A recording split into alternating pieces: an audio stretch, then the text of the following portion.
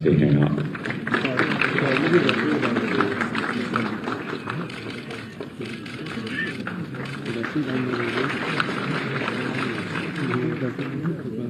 लखनऊ से सुश्री सल्तनत परवीन नियुक्ति विभाग से डिप्टी कलेक्टर पद पर।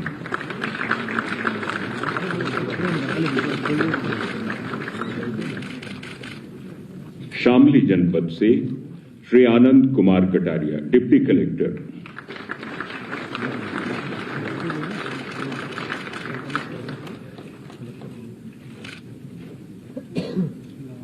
गृह विभाग पुलिस उपाधीक्षक पद पर नियुक्त हुई लखनऊ जनपद से सुश्री शांभवी त्रिपाठी।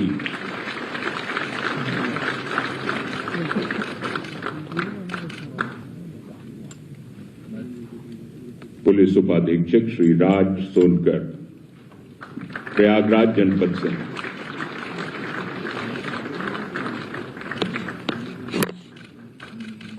पुलिस उपाधीक्षक सुश्री कीर्तिका सिंह लखनऊ जनपद से। श्री फहद अली गृह विभाग पुलिस उपाधीक्षक मुरादाबाद से हैं।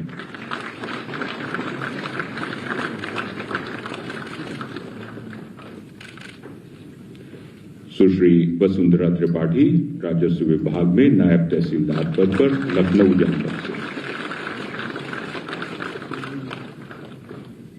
श्री गौरव प्रताप सिंह राजस्व विभाग में नायब तहसीलदार जनपद देवरिया से।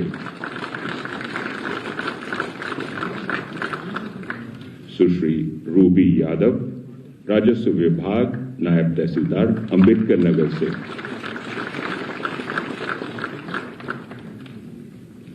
श्री प्रवीण कुमार वर्मा वित्त विभाग कोषाधिकारी बहराइच जनपद से। श्री नमन पांडे खाद्य एवं रसद विभाग जिला खाद्य विपणन अधिकारी जनपद गाजीपुर से।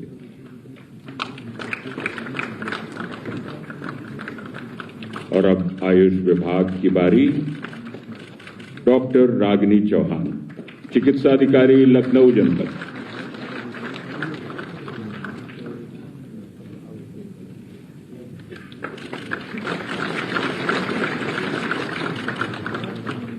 डॉक्टर विकास वाजपेयी आयुष विभाग चिकित्साधिकारी लखनऊ जनपद से।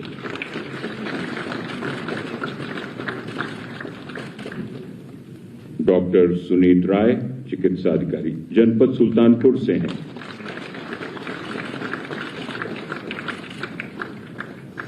डॉक्टर अलीम चिकित्साधिकारी लखीमपुर खीरी जनपद से हैं।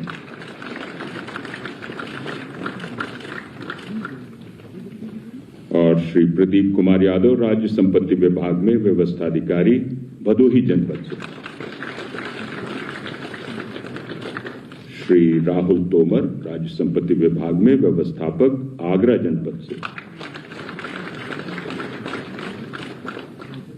श्री यश कुमार दुबे उत्तर प्रदेश खाद्य एवं ग्रामोद्योग बोर्ड प्रबंधक पद पर नियुक्त हुए हैं, गुरुग्राम हरियाणा से आए हैं।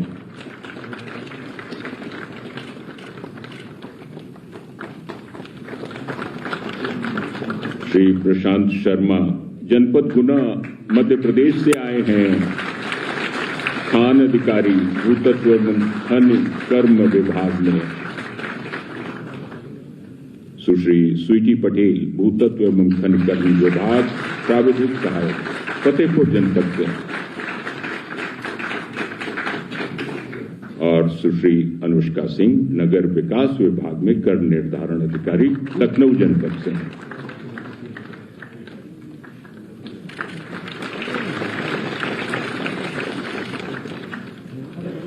और अब क्रम है संवाद का। नियुक्ति पत्र वितरण कार्यक्रम में संवाद करेंगे नव चयनित अधिकारी। विभागवार मैं सबसे पहले आमंत्रित कर रहा हूं सुश्री सल्तनत परवीन नियुक्ति विभाग में डिप्टी कलेक्टर पद पर नियुक्त हुई हैं और आप जनपद लखनऊ से हैं। सुश्री सल्तनत परवीन। नमस्कार सर। आदरणीय माननीय मुख्यमंत्री महोदय, मंच पर उपस्थित मंत्री महोदय, राज्य के वरिष्ठ अधिकारीगण, मैं सल्तनत परवीन जनपद लखनऊ की निवासी हूँ। मेरा चयन यूपी पीसीएस 2022 में डिप्टी कलेक्टर के पद पे हुआ है। आज मुझे अत्यंत खुशी हो रही है कि माननीय मुख्यमंत्री महोदय के कर कमलों द्वारा मुझे इस पद का नियुक्ति पत्र मिल रहा है। यह क्षण मेरे जीवन के लिए अविस्मरणीय रहेगा। लोक सेवा परिणाम घोषित होने के बाद नियुक्ति पत्र वितरण में पहले काफी समय लगता था, लेकिन आपकी सरकार द्वारा इस प्रक्रिया को अत्यधिक निष्पक्ष, पारदर्शी एवं त्वरित कर नियुक्ति पत्र निर्गत करने में एक नया कीर्तिमान हासिल किया है। माननीय महोदय, मैं आपको ये बताना चाहती हूँ कि आपकी सरकार में महिलाओं को जो सुरक्षा एवं एम्पावरमेंट मिला है वो बहुत ही सराहनीय है। मैं आपको यकीन दिलाती हूँ कि मैं अपनी जिम्मेदारियों का सफलतापूर्वक निर्वहन करूंगी तथा अपने पूरी प्रतिभा एवं क्षमता से उत्तर प्रदेश को उत्तम प्रदेश बनाने में पूर्ण योगदान दूंगी। एक बार फिर आप सबका धन्यवाद। जय हिंद। श्री राज सोनकर, पुलिस उपाधीक्षक, प्रयागराज से। माननीय मुख्यमंत्री जी एवं समस्त मंत्रीगण को मेरा सादर नमन। मेरा नाम राज सोनकर है।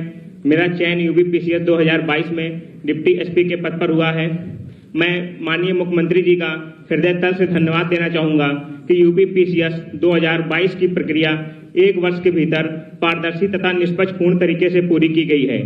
मैं अभ्युदय योजना का विद्यार्थी रहा हूं तथा मैंने अधिकारियों के मार्गदर्शन में रहकर तैयारी की एवं मैं एक एस्पिरेंट से अधिकारी तक का सफर तय कर सका।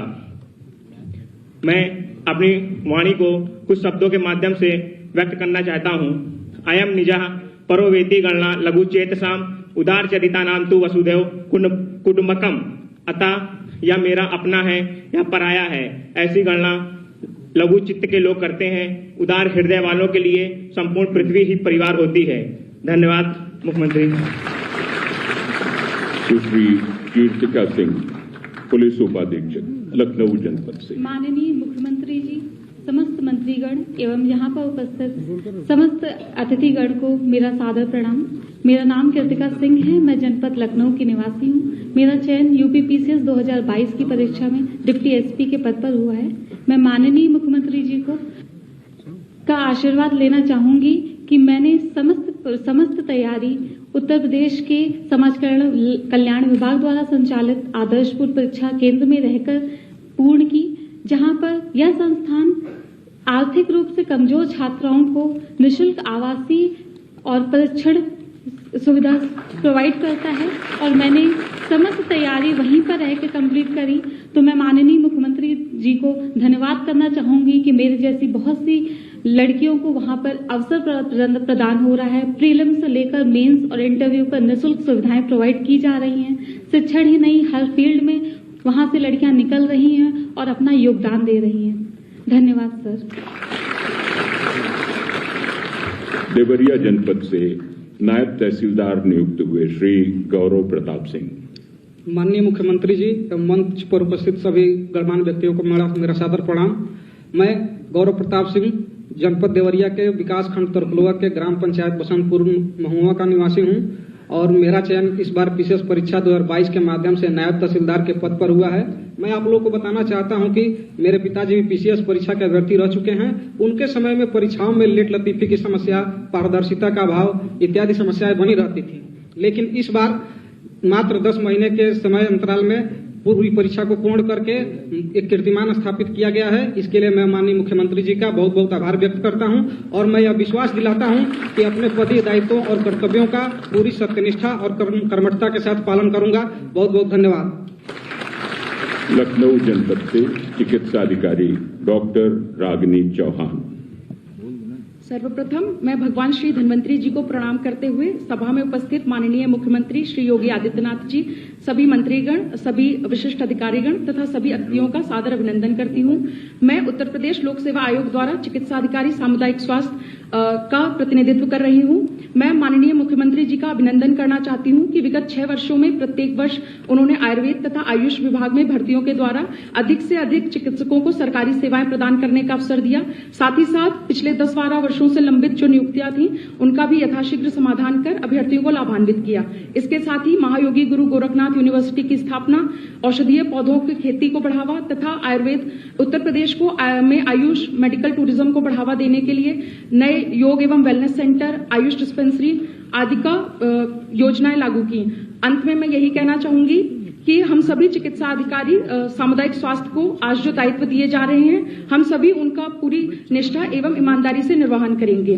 मेरी यही कामना है। सर्वे भवन्तु सुखिनः, सर्वे सन्तु निरामया, सर्वे भद्राणि पश्यन्तु, मा कश्चित् दुःख भाग् भवेत्। धन्यवाद।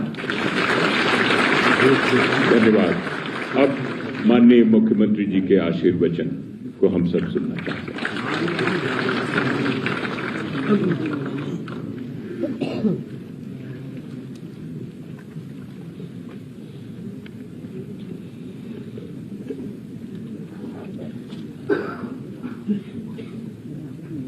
आदरणीय प्रधानमंत्री जी की प्रेरणा और मार्गदर्शन में मिशन रोजगार के इस अभिनव कार्यक्रम की एक नई श्रृंखला को आगे बढ़ाते हुए आज के उत्तर प्रदेश लोक सेवा आयोग के द्वारा चयनित विभिन्न विभागों के नवनियुक्त अधिकारियों के नियुक्ति पत्र वितरण के आज के इस कार्यक्रम में मंच पर उपस्थित प्रदेश सरकार में मेरे वरिष्ठ सहयोगी मंत्रीगण श्री सुरेश कुमार खन्ना जी, श्री के शर्मा जी, श्री राकेश सजान जी, श्री दयाशंकर मिश्र दयालु जी, अनूप प्रधान वाल्मीकि जी, राकेश राठौर जी, सतीश चंद्र शर्मा जी, प्रदेश के मुख्य सचिव श्री दुर्गाशंकर मिश्र जी, राजस्व परिषद के अध्यक्ष श्री संजीव मित्तल जी, पुलिस महानिदेशक उत्तर प्रदेश श्री विजय कुमार जी, आज के इस कार्यक्रम में उपस्थित अपर मुख्य सचिव नियुक्ति एवं कार्मिक डॉक्टर देवेश चतुर्वेदी जी, विभिन्न विभागों के हमारे वरिष्ठ प्रशासनिक अधिकारीगण और उत्तर प्रदेश लोक सेवा आयोग के द्वारा चयनित सभी यहां पर उपस्थित अभ्यर्थीगण और उपस्थित भाइयों बहनों, आज मुझे प्रसन्नता है कि विगत 1.5 वर्ष के अंदर या 21वां नियुक्ति पत्र वितरण का कार्यक्रम आज यहां पे संपन्न हो रहा है, जिसके बारे में अभी मेरे पूर्व सहयोगियों ने आपके सामने विस्तार से कहा कि मात्र 10 महीने के अंदर उत्तर प्रदेश लोक सेवा आयोग ने नियुक्ति की इस पूरी प्रक्रिया को संपन्न करके निष्पक्षता, पारदर्शिता और शुचिता का एक नया उदाहरण प्रस्तुत किया है। लोक सेवा आयोग, उत्तर प्रदेश लोक सेवा आयोग को इसके लिए धन्यवाद देते हुए मैं आप सभी विभिन्न विभागों में नियुक्त अधिकारियों को, आपके परिवारजनों को, आपके माता पिता, अभिभावकों को मैं इस अवसर पर हृदय से बधाई देता हूं। उत्तर प्रदेश सरकार का हिस्सा बनने के लिए आपका अभिनंदन भी करता हूं। मुझे बताते हुए प्रसन्नता है कि आज यहां पर एक साथ डिप्टी कलेक्टर के 39, डिप्टी एसपी के 93, कोषाधिकारी के 12, नायब तहसीलदार के 44, राज्य संपत्ति विभाग के व्यवस्थाधिकारी के 2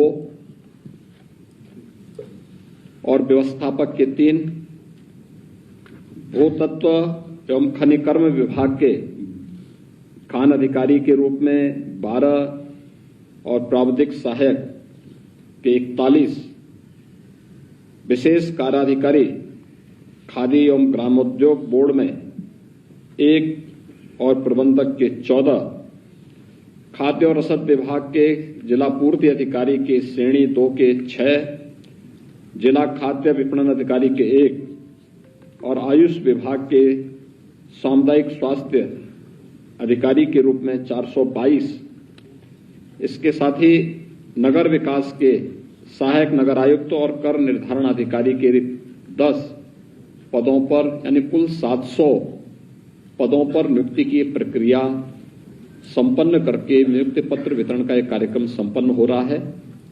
स्वाभाविक रूप से आप आज अपने एक नए जीवन में प्रवेश कर रहे हैं। अब तक का आपका जीवन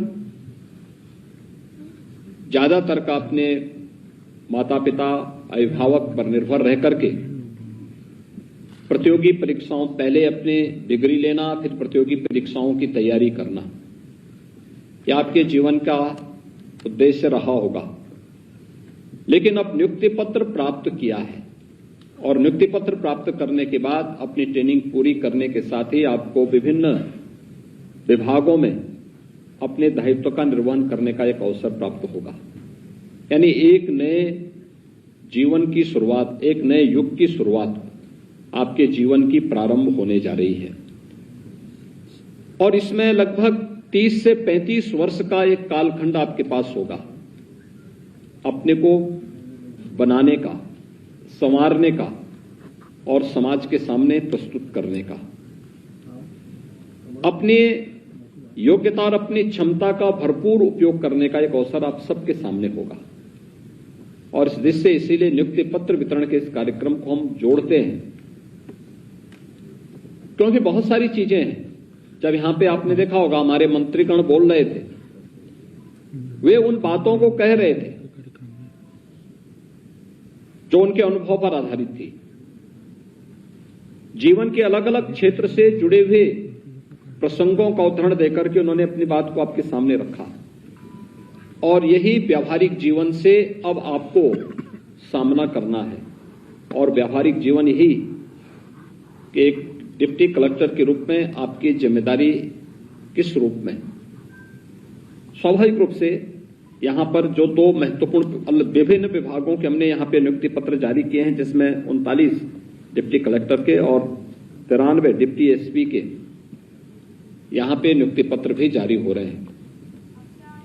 आप देखेंगे कि एक कॉमन मैन से जुड़ी हुई जितने विभाग हैं, आम जनमानस की शिकायतें या आम जनमानस से जुड़ी हुई समस्या इन्हीं सब विभागों से के इर्द गिर्द घूमती है। अगर ये विभाग लोकतंत्र की उन भावनाओं का सम्मान करते हुए सही तरीके से कार्य करना प्रारंभ कर लें,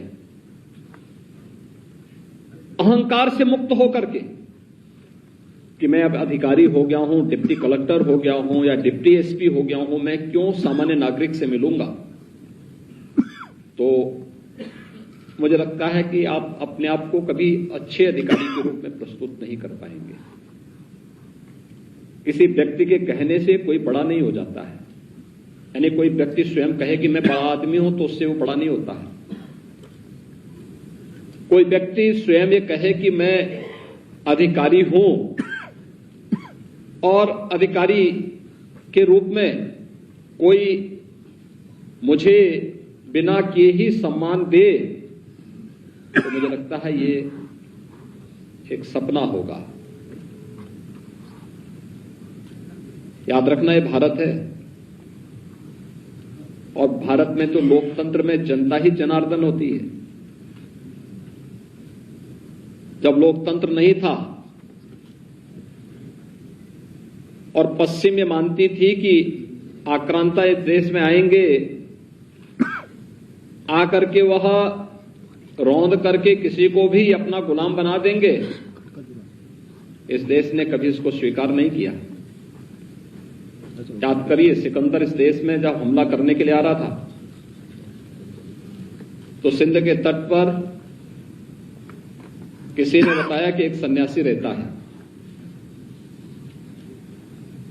वो समझता था कि सन्यासी होगा तो काफी उसके पास बहुत कुछ होगा। तो उसने देखा एक झोपड़ी में बैठा हुआ है, एक सामान्य सी गुफा में बैठ करके वो व्यक्ति धुनी रमाया है, लोग उसके इर्द गिर्द आकर के उसका दर्शन कर रहे हैं, उसको नमन कर रहे हैं। उसके सेनापति ने कहा कि तुम्हें तो सिकंदर महान ने बुलाया है, चलिए। उसने कहा कौन सिकंदर? कहा रे विश्व विजेता सिकंदर।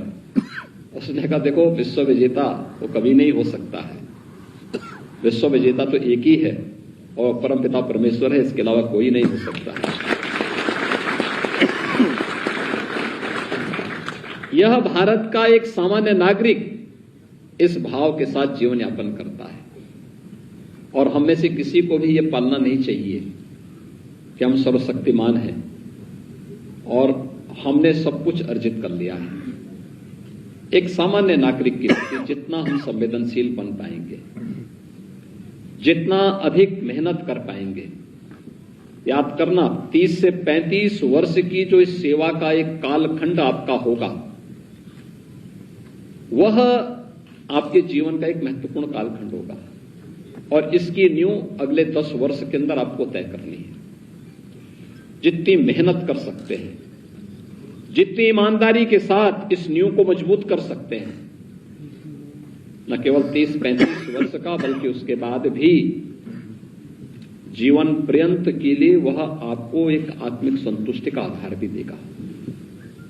और नहीं तो हम लोग देखते हैं कि 10 वर्ष का कालखंड में अगर एक बार थोड़ा इधर उधर ताक झांक हुई नहीं, इसके बाद फिर वो लुढ़कना प्रारंभ कर देता है और कभी कभी तो ऐसी स्थिति आती है कि समय के पहले उनको सेवा से मुक्त करना पड़ता है,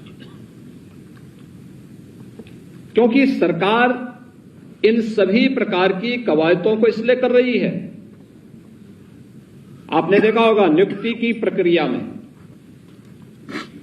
न जाति है, न क्षेत्र है, न भाषा है, न किसी प्रकार का वाद है, न जातिवाद का है, न भाई भतीजेवाद का, किसी भी प्रकार की कोई भी आंच हम लोगों ने पिछले 6 वर्ष के अंदर उत्तर प्रदेश के अंदर किसी भी आयोग और बोर्ड की नियुक्ति के साथ नहीं आने दी गई। जो योग्य है, जो सक्षम है, वह चयन की प्रक्रिया के साथ आएगा, उसको नियुक्ति पद प्राप्त करना उसका अधिकार है। अगर आपका यह अधिकार दिलाने के लिए सरकार पूरी प्रतिबद्धता के साथ कार्य करती है, उन चुनौतियों से जूझ रही है जो चुनौतियां प्रदेश के सामने थी, तो एक नागरिक का भी तो कोई अधिकार होगा, उस नागरिक के भी तो कुछ अधिकार हैं, वो अधिकार भी तो उस नागरिक को मिलने चाहिए जिसके लिए वो भटकता है। क्यों एक कॉमन मैन को, एक सामान्य नागरिक को क्यों ये बताने के लिए आवश्यकता पड़ती है कि मैं जिंदा हूं? ये नौबत क्यों आती है? जमीन की पैमाइश के लिए क्यों इस प्रकार की नौबत आती है? क्यों व्यक्ति बार बार जाए और हम 45 दिन का समय लेकर के फिर उसमें डेट पर डेट लगाते जाए?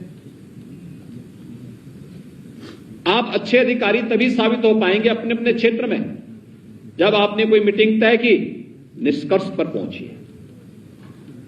हर दिन मीटिंग के लिए लगा दिया और कुछ लोग जिंदगी भर केवल मीटिंग ही करते रह जाते हैं, कभी निष्कर्ष पे पहुंचते ही नहीं, और यहीं से खराब होती है छवि। यहीं पे नौकरशाही हमारी कटघरे में खड़ी होती है। हमें निष्कर्ष पर पहुंचना होगा और निष्कर्ष पर पहुंचते हुए हमें अपने आप को साबित करना होगा, अन्यथा आम जनमानस के मन में आपकी कोई अच्छी छवि उभर कर नहीं आएगी। मैं देखता हूं बहुत सारे लोग, कुछ अधिकारी कार्य करते हैं, पब्लिक के मन में बहुत साफ सुथरी छवि उभरती है, लोग बोलते हैं, याद करते हैं आज भी कि फलाना अधिकारी हमारे यहां डिप्टी कलेक्टर के रूप में था, ज्वाइंट मजिस्ट्रेट के रूप में था, एडीएम के रूप में था, सीडीओ के रूप में था, नगर आयुक्त के रूप में था, या विकास प्राधिकरण के वीसी के रूप में काम किया था, या जिले का कलेक्टर था, जनता याद करती है, वर्षों वर्षों तक, पीढ़ियों तक बताती है इस अधिकारी ने इतना अच्छा काम किया। ये मानक तैयार किए थे, ये स्टैंडर्ड तैयार किए थे। लेकिन बहुत सारे लोग जिंदगी काट देते हैं, कोई पहचानता नहीं। और जब वो कॉमन मैन को नहीं पहचानता है तो जब वो रिटायर होता है तो उसको भी कोई पहचानने वाला नहीं मिलता है। हम देखते हैं बहुत सारे रिटायर्ड अधिकारी घूमते रहते हैं, वो कहते हैं साहब हमारा ये कागज क्लियर नहीं हो रहा है। तो मैं उनसे पूछता हूं तुमने भी तो परेशान किया होगा किसी को। जब परेशान किया तो परेशान तो होना ही पड़ेगा। तो परेशान करने वाला कोई दूसरा नहीं, तुम्हारी बिरादरी का है। तो जब कॉमन मैन को परेशान करते हो और उस समय उस पद पर रह करके दिखाई नहीं देता है तो आज परेशान हो रहे, तो इतना परेशान होने की आवश्यकता नहीं भाई। अच्छा है करो फल इसी जन्म में भुगत लोगे तो अच्छा है। और इसीलिए मैं आप सबसे कहूंगा कि आपने देखा होगा किसी भी स्तर पर आपको सिफारिश की नौबत नहीं आनी पड़ी होगी आपके सामने, आपके अभिभावक को भी ये नौबत नहीं आई होगी, किसी को कहीं जाने की आवश्यकता नहीं पड़ी होगी। और मैं फिर इस बात को कहूंगा, किसी भी अधिकारी और किसी भी कर्मचारी को किसी के यहां से सिफारिश कराने की आवश्यकता भी नहीं है। कोई सिफारिश मत कराइए।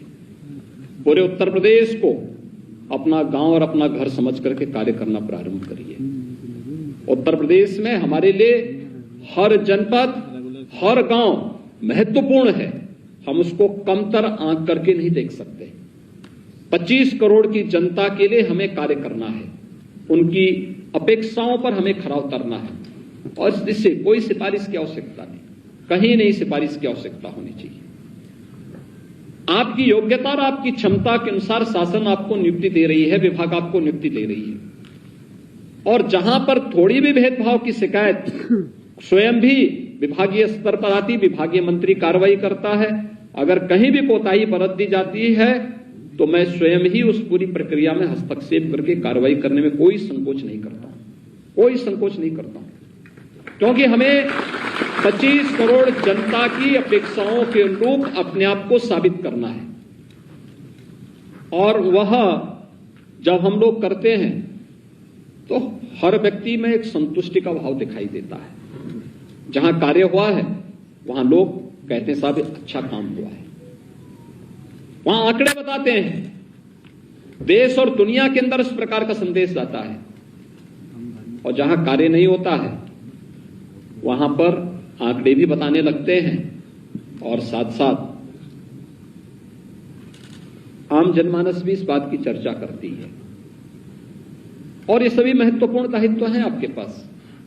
याद रखना, इसमें जितने भी मैंने पद गिने हैं, चाहे वो डिप्टी कलेक्टर का हो, पुलिस डिप्टी एसपी का हो, कोषाधिकारी के रूप में कार्य करने, नायब तहसीलदार के रूप में, राज्य संपत्ति विभाग के जो गेस्ट हाउसेज हैं उनके व्यवस्थाधिकारी के रूप में कार्य करने का कार्य हो, या फिर माइनिंग में वहां पर माइनिंग अफसर के रूप में, या फिर आपके खाद्य और ग्रामोद्योग बोर्ड में हो, या खाद्य और रसद विभाग में जिला पूर्ति अधिकारी के रूप में, या आयुष विभाग। आयुष की ताकत कितनी बड़ी है, 422 तो आयुष के चिकित्सा अधिकारियों की तैनाती हो रही।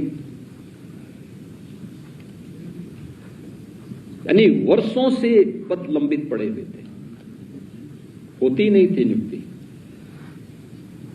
एक बार यहां पे आयुर्वेद का घोटाला हुआ था, तब से पूरी प्रक्रिया ही बाधित हो गई। पूरा आयुष विभाग ही ट्रैक से उतर गया। तो हम आभारी हैं प्रधानमंत्री मोदी जी के कि उन्होंने आयुष को एक नई पहचान फिर से दी है, योग को वैश्विक मान्यता दिलाई।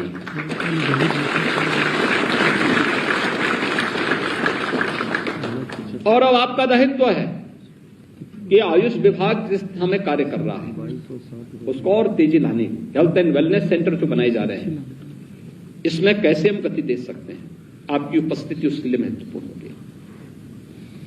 प्रदेश के अंदर आयुर्वेद से जुड़े हुए, आयुष से जुड़े हुए जो महत्वपूर्ण केंद्र हैं वहां का भ्रमण करना, देखना, और अपने हेल्थ एंड वेलनेस सेंटर में, आपके सामुदायिक केंद्र में कैसे आप अपनी सेवाओं को और बेहतर कर सकते हैं। देश के अंदर इस क्षेत्र में बहुत प्रगति हुई है। एक क्षेत्र है जो हेल्थ टूरिज्म के लिए हमारे लिए एक नया अवसर उपलब्ध करा सकता है। और आयुष के क्षेत्र में मैं मानता हूं कि जो आयुर्वेद के जो हमारे चिकित्सक हैं, इनके लिए तो इतना अवसर है कि अपने आप को नहीं पहचान पा रहे हैं। इनके पास इतना पोटेंशियल है, इतना कुछ ये कर सकते हैं, लेकिन अभी भी उसमें कहीं ना कहीं कमी नजर आती है और उस अवसर पर हमें कार्य करने के लिए तैयार होना होगा। बहुत कुछ आप इस क्षेत्र में कर सकते हैं। विभाग इस दिशा में अच्छा प्रयास प्रारंभ कर रहा है और हम लोग चाहेंगे कि उत्तर प्रदेश आज पिछले 6 वर्ष के अंदर जिस गति से आगे बढ़ा है, उसका एक पार्ट बनना। पिछले 6 वर्ष के अंदर टीम यूपी ने अगर मेहनत नहीं की होती, हम भी केवल मान लेते जो हो रहा है होने दो, हमारी क्या जिम्मेदारी है। एक दूसरे के ऊपर हम भी आरोप प्रत्यारोप करते तो कुछ भी हम भी नहीं कर पाते। और आज मुझे बताते हुए प्रसन्नता है कि 6 वर्ष में उत्तर प्रदेश बीमारू राज्य की श्रेणी से उभर करके आज एक देश की दूसरी बड़ी अर्थव्यवस्था बनने की ओर अग्रसर है। कोई कल्पना करता था उत्तर प्रदेश के अंदर 6 वर्ष में प्रति व्यक्ति आय दुगनी होगी, उत्तर प्रदेश की जीडीपी लगभग दुगनी होगी, उत्तर प्रदेश भी $1 ट्रिलियन की इकोनॉमी बनने के संकल्प के साथ आगे बढ़ पाएगा, उत्तर प्रदेश बीमारू राज्य की श्रेणी से उभर पाएगा। नीति आयोग के आंकड़े इस बात को बताते हैं कि 6 वर्ष में उत्तर प्रदेश के अंदर 5.5 करोड़ लोग गरीबी रेखा से मुक्त होकर के एक सामान्य जीवन यापन कर रहे हैं। एक सामूहिक प्रयास का परिणाम है। सरकार, प्रशासन, प्रदेश के सभी कार्मिकों ने, आम जनमानस ने जब संकल्प लिया, आज कोई व्यक्ति, कॉमन नागरिक, उसकी अपनी कोई समस्या होगी, समस्या लेके जरूर आता होगा, लेकिन फालतू की बातों को नहीं करता। आज वह कुछ नया करने की बात करता है, विकास के बारे में चर्चा करता है और यह उसका अधिकार है, उसको मिलना चाहिए। उस अधिकार के साथ अपने आप को जोड़ना है और यह हमें अपने स्तर पर एक सकारात्मक प्रयास वहां करने होंगे। भ्रष्टाचार पर जितना बड़ा प्रहार कर सकते हैं, हमें उसके लिए अपने आप को तैयार करना होगा, क्योंकि विकास के सबसे बड़े बाधक हैं भ्रष्टाचार, जातिवाद, भेदभाव। जब भी हम किसी प्रतिभा को इससे वंचित करते हैं, हम विकास की संभावनाओं को भी बाधित करके एक बैरियर लगाने का कार्य करते हैं। जब भी हम किसी भ्रष्ट व्यक्ति को प्रोत्साहित करके आगे बढ़ाने का कार्य कर रहे हैं, तात्कालिक आवश्यकताओं की पूर्ति भले ही हो सकती हो, लेकिन एक लंबे समय तक समाज को इसका खामियाजा भुगतना पड़ता है। उत्तर प्रदेश ऐसे ही पिछड़ा नहीं था, उत्तर प्रदेश ऐसे ही बदहाल नहीं हुआ था। जगह जगह बेईमान और भ्रष्ट लोगों को नमूनों के रूप में बिठा दिया गया था। वे पूरे उत्तर प्रदेश को खोखला बनाने में लगे हुए थे। बाहरी चेहरा कुछ और था। उन स्थितियों से आज उत्तर प्रदेश उभरा है। यही नौजवान आज से 6 वर्ष पहले जब किसी उत्तर प्रदेश के बाहर नौकरी के लिए जाते थे, इनमें से बहुत सारे लोग तो ये भी नहीं बोलते थे कि हम उत्तर प्रदेश के निवासी हैं, क्योंकि पहचान का संकट था। अगर ये लोग बोलते तो पहले ही चयन की प्रक्रिया से बाहर कर दिए गए होते। आज पहचान के संकट से उत्तर प्रदेश ने अपने आप सबको उभारा है। आज उत्तर प्रदेश विकास की प्रक्रिया के साथ तेजी से आगे बढ़ रहा है। इंफ्रास्ट्रक्चर का जो संजाल बिछा है, गरीब कल्याण के क्षेत्र में जो योजनाएं प्रदेश के अंदर प्रभावी ढंग से लागू हुई है, एक सामूहिकता का दर्शन है। सभी लोगों ने मिलकर के, शासन, प्रशासन और हर कार्मिक मिलकर के जब इन कार्यों को आगे बढ़ाया है, आज परिणाम है। और उस प्रक्रिया का हिस्सा बनकर के हम अगर कार्य करेंगे तो याद रखना कि आपकी ये पहचान हमेशा बनी रहेगी, आगे बढ़ने के लिए आपको प्रेरित करेगी। इस पहचान को बनाए रखने के लिए निरंतर प्रयास और परिश्रम करना पड़ता है। लगातार प्रभावी ढंग से बिना किसी अफवाह और आरोप प्रत्यारोप की प्रवाह के बगैर आगे बढ़ना पड़ता है, तब परिणाम आते हैं। और उस परिणाम के लिए आज हम सब उत्तर प्रदेश को आगे बढ़ते हुए देख करके एक आत्मिक संतुष्टि होती है कि हां, अब उत्तर प्रदेश के नागरिकों से जो लोगों की अपेक्षाएं थी, वो उत्तर प्रदेश का नागरिक उससे उस उम्मीद पर खरा उतरा है और खरा उतरने का वाहक के रूप में आपको कार्य करना है। इसको निरंतरता बनाए रखना है, क्योंकि जितना कुछ हमारे पास है, ये उत्तर प्रदेश को देश की अग्रणी अर्थव्यवस्था के रूप में स्थापित करने का एक मादा रखता है, लेकिन उस दिशा में कभी सोचने का प्रयास नहीं हुआ था। और इसलिए मैं आप सबसे अपील करूंगा कि आप सब जब इस टीम का हिस्सा बनने जा रहे हैं, उस अवसर पर इस संकल्प के साथ आप जाएं कि हम लोग उत्तर प्रदेश के लिए जितनी मेहनत हो सकती है उतना करेंगे। याद रखना, आप उत्तर प्रदेश के लिए करेंगे तो उत्तर प्रदेश भी आपको एक नई पहचान दिलाएगा, आगे बढ़ने के लिए आगे एक अवसर प्रदान करेगा। और उस अवसर के साथ आप सबको जुड़ने का अवसर प्राप्त हुआ है। मैं इस अवसर पर एक बार फिर से उत्तर प्रदेश लोक सेवा आयोग को चयन की इस पूरी प्रक्रिया को पूरी ईमानदारी से, पूरी समयबद्ध तरीके से, पूरी पारदर्शी तरीके से संपन्न करने के लिए हृदय से धन्यवाद देता हूं। आप सबको, आपके माता पिता, अभिभावकों को हृदय से बधाई देता हूं और विश्वास करता हूं कि आप सब कुछ अब उत्तर प्रदेश के हित में जो बेहतर हो सकता है वह करने का प्रयास करेंगे। आप सबके प्रति मेरी शुभकामनाएं। धन्यवाद। जय हिंद। बहुत बहुत धन्यवाद माननीय मुख्यमंत्री जी को। और अब समूह चित्र के